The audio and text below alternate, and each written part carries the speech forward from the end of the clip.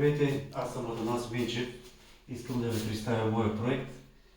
От замазка и мазилка беше всичко тук. Направено от мен шпакловка, конструкции, тавани, терикоти, боя. Това е коридора с боя, пясъчна боя завършено.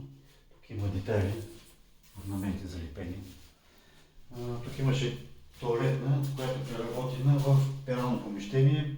Тази стена е с шумоизолация направена заради шума от съседите.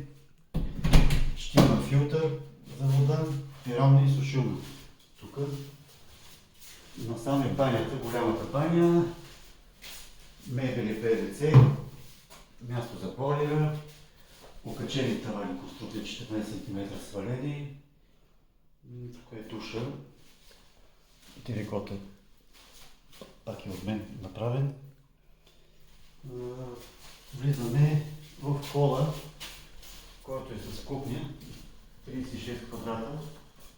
Също така конструкция на таваните, ламинат, от мен шпакловка, боя, ламинат, конструкция.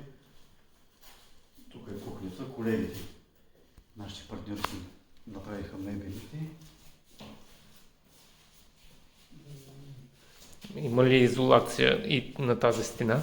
На тази стена, да, също е цялата с шумоизолация към съседите. Шумоизолация. Има и в детската.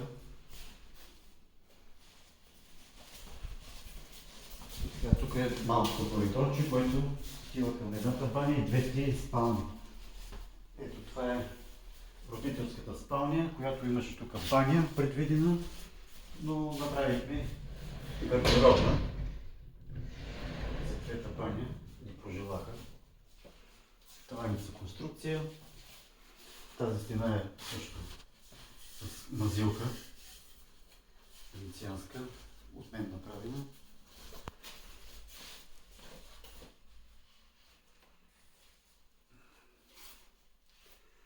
Така, това е детската, която пак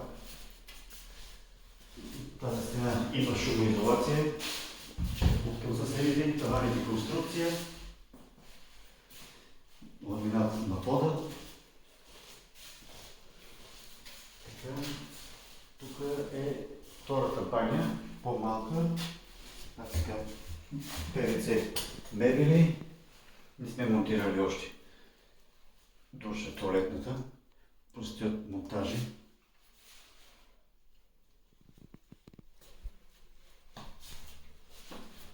И в общи линии това е малкото коридорче. Това е тук, както големия коридор, с пясъчна боя направено.